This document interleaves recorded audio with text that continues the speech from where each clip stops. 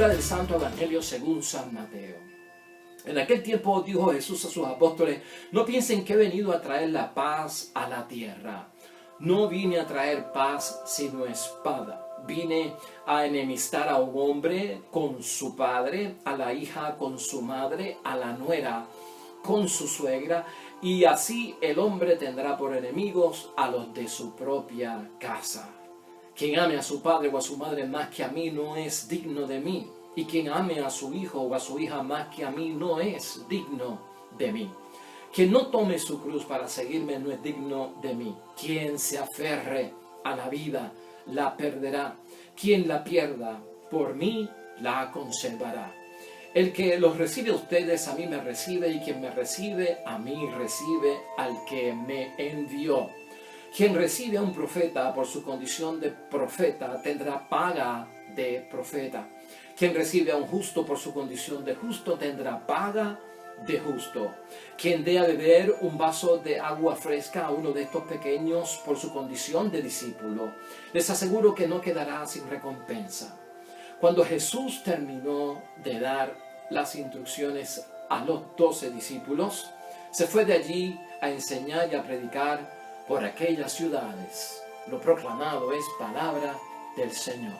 Ya hoy es lunes de la 15ª semana del tiempo ordinario dentro de nuestro calendario litúrgico. Y continuamos, hermanos y hermanas, en el capítulo 10 de San Mateo que habíamos comenzado en los evangelios de los días de semana. Y hoy terminamos este capítulo número 10 porque estamos en el versículo 34 y corremos con él hasta el principio del capítulo 11 en el versículo 1. Pero así damos final ya a todas estas pautas y criterios que ha puesto Jesucristo nuestro Señor, que se llaman y son sobre el discurso misionero, cuando Cristo llama tanto a los apóstoles como a los discípulos y entonces les pone una serie de criterios para ser discípulos, para ser apóstoles, y también advierte, y hay unas advertencias sobre las consecuencias, los resultados que traerá entrar en la profundidad de ese creer en Jesús, seguir a Cristo también, y entonces habrá bendiciones y también habrá sus persecuciones por el otro lado. Y de eso hoy va a hablar la palabra de Dios, hermanos y hermanas. Al finalizar esto se pone un poquito más delicado, más profundo, se pone más radical Cristo al terminar todo su discurso misionero y las consecuencias que hay. Por eso pienso yo que la frase que debe guiarnos en este lunes es que la vida cristiana, hermanos y hermanas, es y va hasta las últimas consecuencias. La vida cristiana va hasta las últimas consecuencias. Si Cristo no deja nada oculto, lo da a conocer para que luego, pues, como decíamos la semana pasada, en guerra avisada no muere gente, y que nadie diga yo no lo sabía.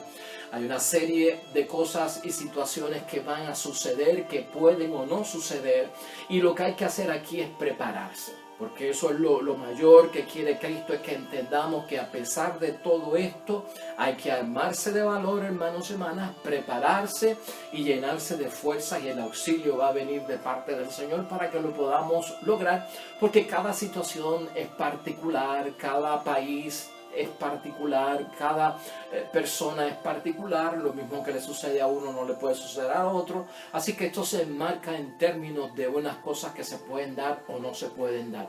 Pero aún así, la palabra de Dios hoy es fuerte, es potente, es radical, y debemos verla desde ese punto de vista. La vida cristiana va hasta las últimas consecuencias, es cuestión de estar preparados. No se oculta nada, Dios es capaz de transmitirnos en la persona de Jesús todo lo que conlleva, tanto las cosas buenas como las cosas menos buenas, de creer en Cristo, de seguir a Cristo y de poner las manos en los duros trabajos del Evangelio.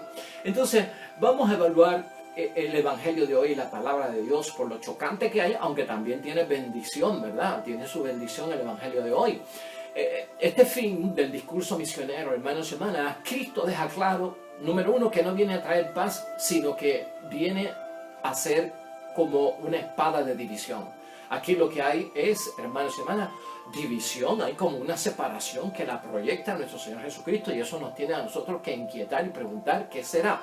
Y sobre todo, este énfasis tan grande que hace Jesús en el Evangelio de hoy, que al enemistar, hermano y hermana, y al enfrentar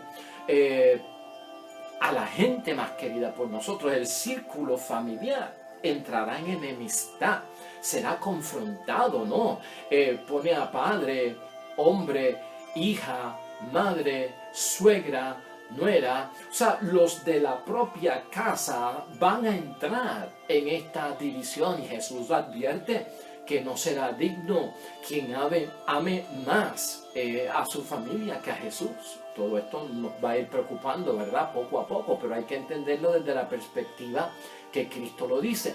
Quien no tome su cruz tampoco es digno. Aquel que no sea capaz de perder la vida por la causa de Cristo no la va a ganar. El que se aferre a esta vida, entonces ese sí es el que la va a perder. Esto cae dentro de una situación, hermanos y hermanas, donde la vida nuestra, ¿qué valor tendrá? Esa es la pregunta que nosotros nos hacemos al poner nuestras manos en el arado y querer servirle al Señor. Por el otro lado, el Evangelio trae como bendiciones, hay una recompensa, hay unas ganancias, porque Cristo dice que el que recibe a alguien como profeta, o no simplemente recibirlo, aceptarlo, darle acogida, sino darle también alimento, en este caso a beber, por lo menos un vaso de agua, pues dice nuestro Señor Jesucristo que esa persona tendrá paga y tendrá recompensa.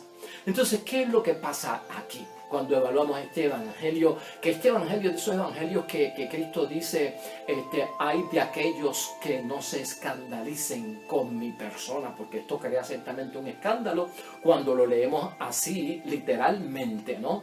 Cristo también ha señalado, hermanos y hermanas, en algunos momentos, que aquellos que son violentos son los que conquistan el reino de los cielos, que son palabras como que chocan y ponen a uno tenso. ¿Qué es lo que pasa aquí?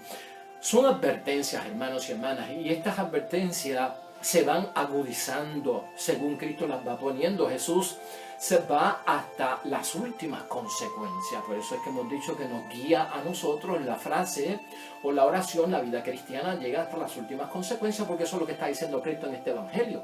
Esto se agudiza según tú vas penetrando, profundizando en la fe, y esto llega a tener unas últimas consecuencias, ¿no? El propósito de Cristo no es tener temor, no es huir, no es soltar el arado, no es alejarnos. El propósito de Cristo es que nos preparemos, hermanos y hermanas, para las consecuencias. Van a haber unas consecuencias cuando tomas en serio la palabra de Dios, evangelizas, la transmites, no solamente de palabra, en obra y en hechos, cuando das testimonio.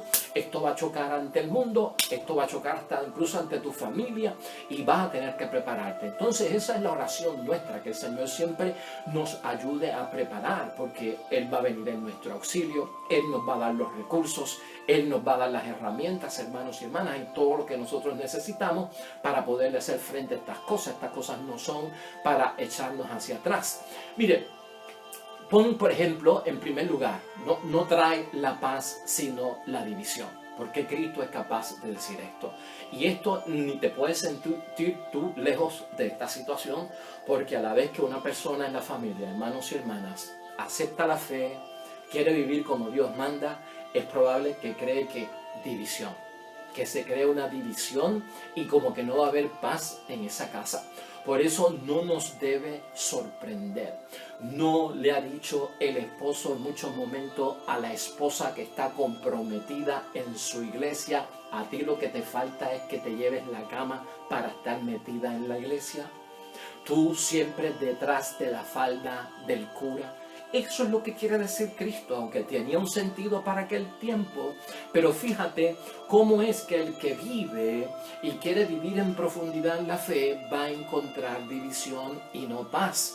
No nos resulta a nosotros eso, no resulta a veces en un matrimonio que cuando alguien de los dos quiere poner las normas de Dios en la vida sexual, hay división. porque la mujer no quiere hacer cosas sexuales que pide el hombre o porque el hombre no quiere hacer cosas sexuales que pida la mujer. No crea eso división porque en algún momento alguien está poniendo por delante la vida sexual tal como la ordenó Dios y como la quiere Dios. No trae eso división. A eso es lo que Cristo se refiere, hermanos y hermanas, y eso pasa en la vida. Nosotros tenemos que tener en cuenta que Cristo no habla por hablar. Cristo habla porque hay un sentido en todo esto. Por lo tanto, no traigo paz, sino que aquel que pone las manos en el arado y se mete en esto de lleno radicalmente tendrá que enfrentarse a las últimas consecuencias, y una de ellas es la división. Acuérdate que la paz que nosotros tenemos, que tenemos seguridad de ella, la paz del creyente, de la que habla la Eucaristía, la palabra de Dios, la Biblia, hermanos y hermanas, nace de nuestra certeza de que Dios nos ama. La paz de Dios es la certeza de que Dios nos ama. Por eso en un momento Cristo fue capaz de decir: mi paz os doy, mi paz os dejo. Pero no se las doy como la da el mundo, porque el mundo tiene otra paz. La paz de Dios, Dios siempre la da. Esa no va a hacer falta. Cuando Cristo aquí dice: no piensen que vengo a traer paz, no es la paz que Él nos ha prometido. Es esa paz del mundo la que la gente espera. Por eso es que Cristo aclara: mi paz no se la doy como la da el mundo, porque muchos están esperando eso. Y si tú crees que yo vengo a traer la paz del mundo, no la voy a traer.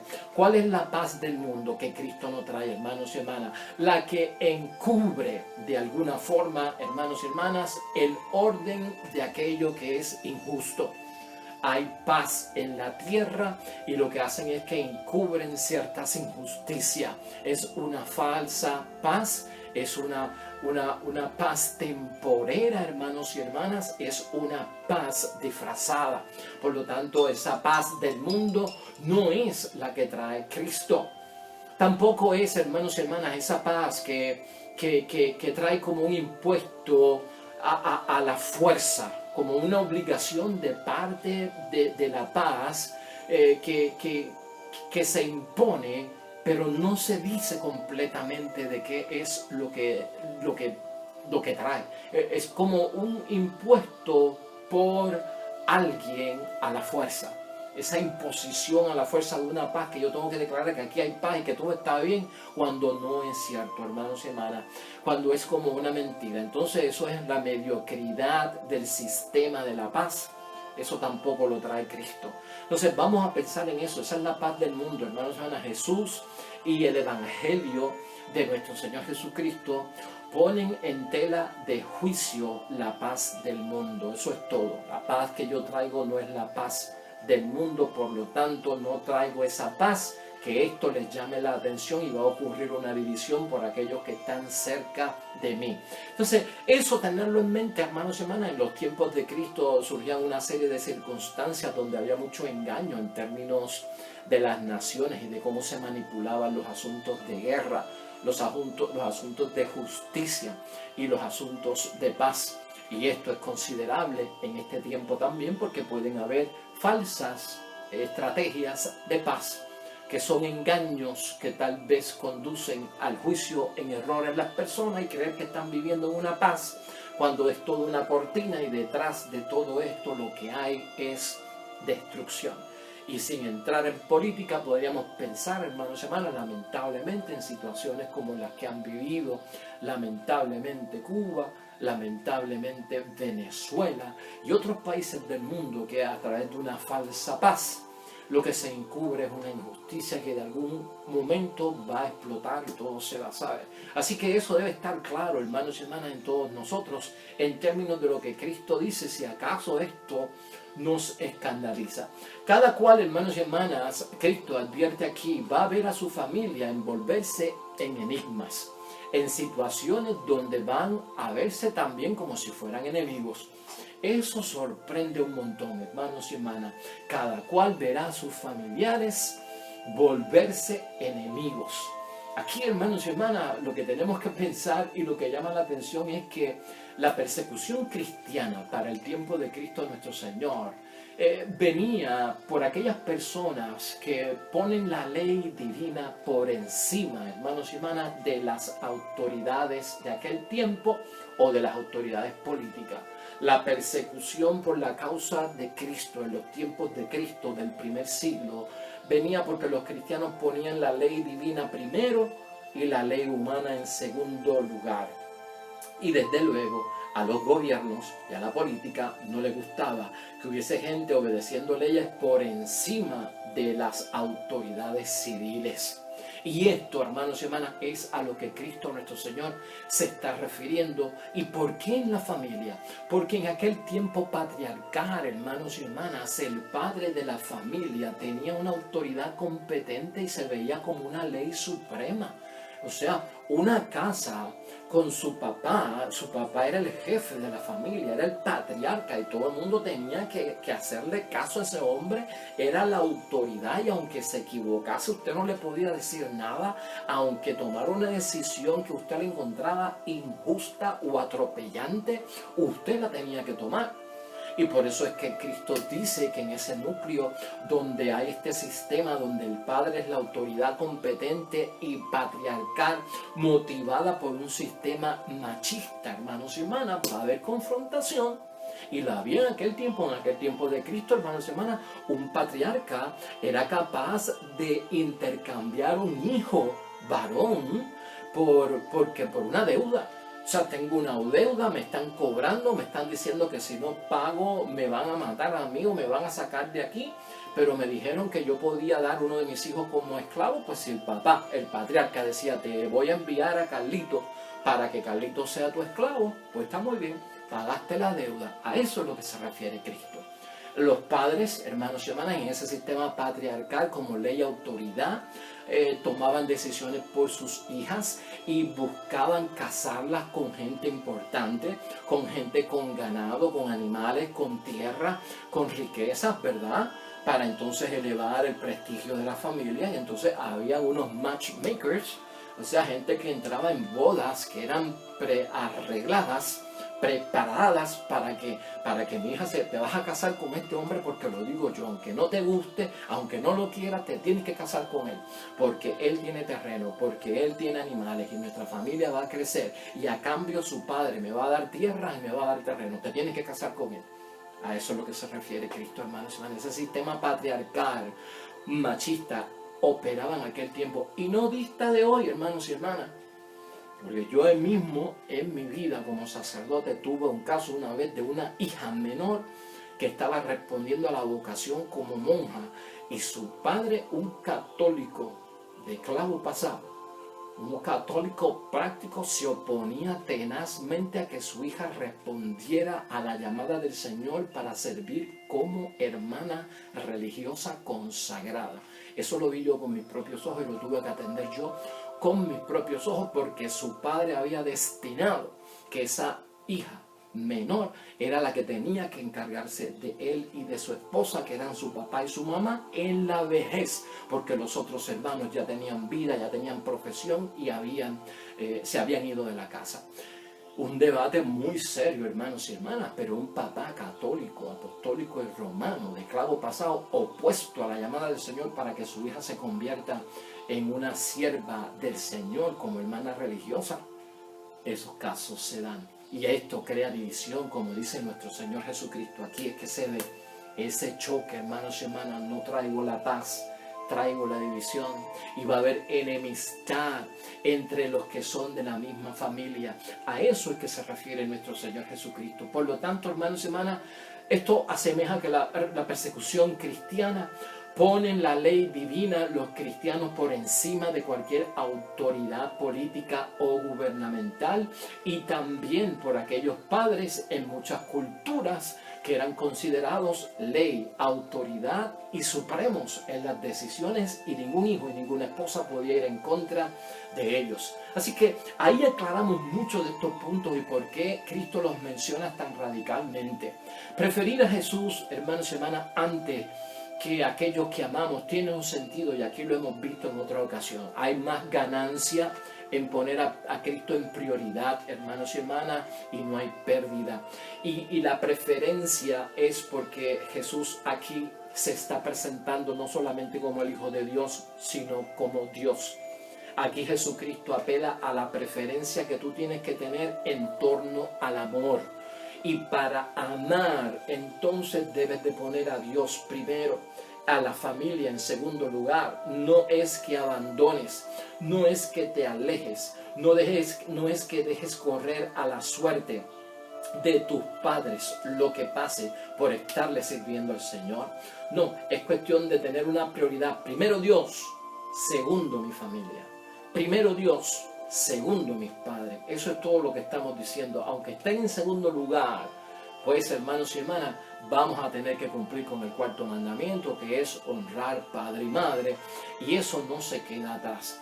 Nos libramos de esa forma, hermanos y hermanas, y así también conquistamos nuestra persona, porque de alguna forma tiene que haber en algún momento algún tipo de independencia, ¿verdad?, de nuestra familia. Tiene que haber de alguna forma una autonomía por parte de nosotros para poder tener los recursos. No solamente separarse, independizarse, es poder ser autónomo, que es sostenerse.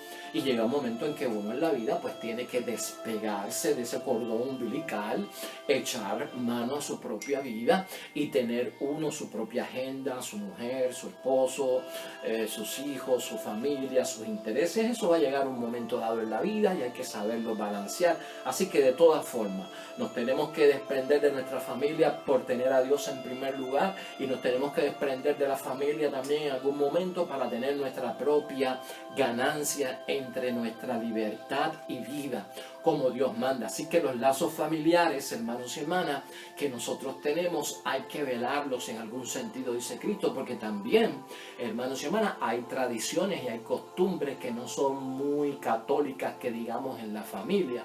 Hay tradiciones y costumbres que tocan el margen de aquello que es pecado, de lo que es pagano, de lo que es la superstición, de lo que es el ocultismo en muchas familias, hermanos y hermanas, y con esto hay que tener mucho cuidado. Y a veces para nosotros ver claramente lo que está sucediendo es bueno apartarse un poco. Al apartarse un poco no estamos diciendo que va a haber un abandono total, pero hermanos y hermanas, es para mirar con nuevos ojos a nuestro papá, a nuestra familia, a nuestra mamá, a nuestros hermanos, mirarlo con nuevos ojos a la luz de la fe y poderlos amar como Dios entonces quiere que lo amemos.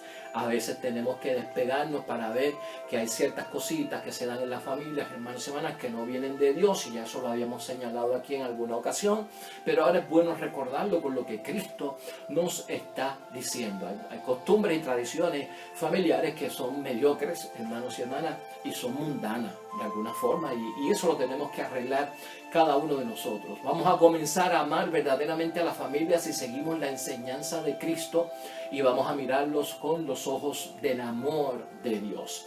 Y en torno a la dignidad, hermanos y hermanas, que ya esto sería pues, prácticamente el último punto que queremos ver hoy.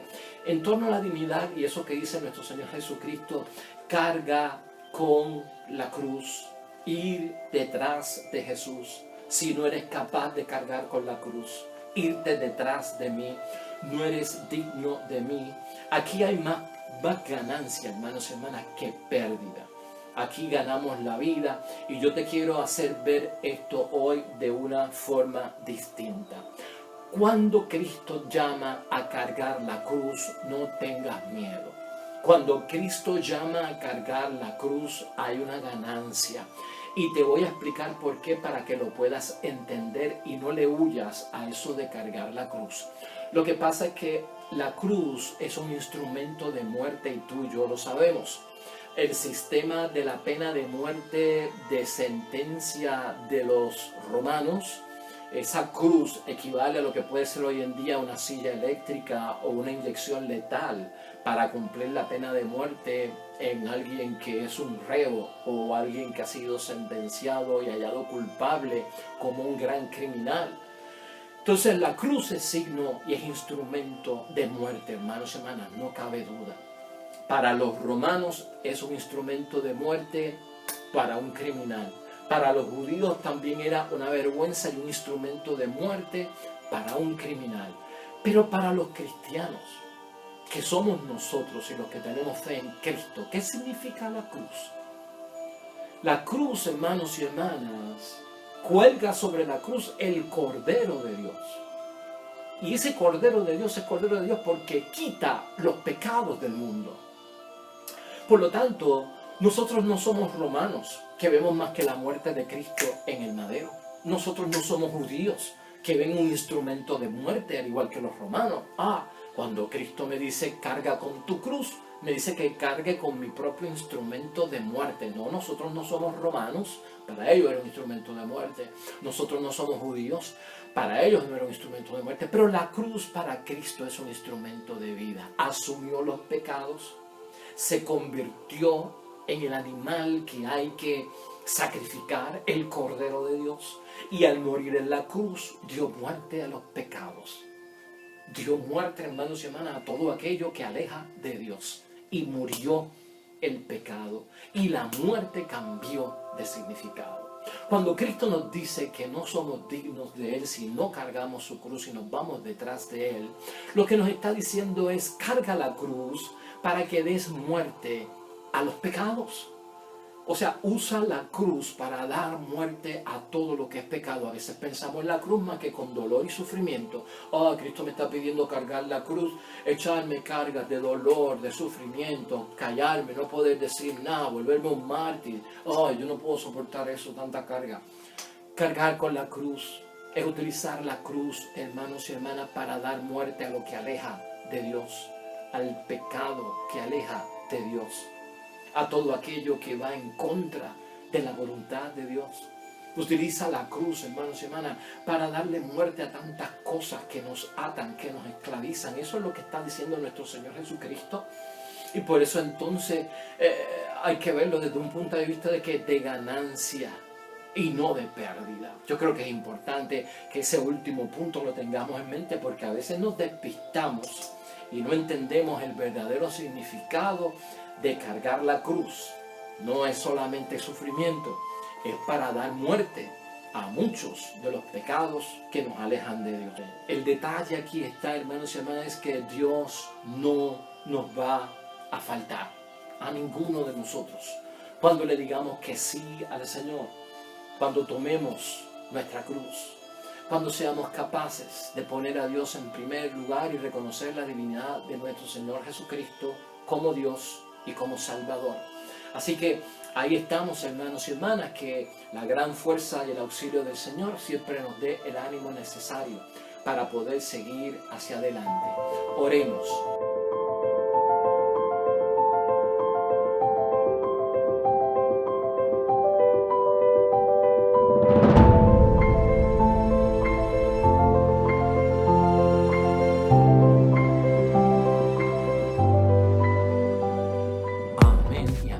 Hermanos y hermanas, el Señor esté con vosotros. La bendición de Dios Todopoderoso, Padre, Hijo y Espíritu Santo, descienda sobre ustedes y permanezca para siempre. Nosotros regresamos mañana con el favor de Dios, un nuevo evangelio, nueva meditación de la palabra de Dios. Recuerda siempre, todo cuanto hagas junto a los tuyos para la gloria y la honra de nuestro único Dios. Te irá bonito, hermano y hermana, pero sobre todo vas a ser bendecido. Vas a ser bendecido. Te espero mañana en el nombre de Dios.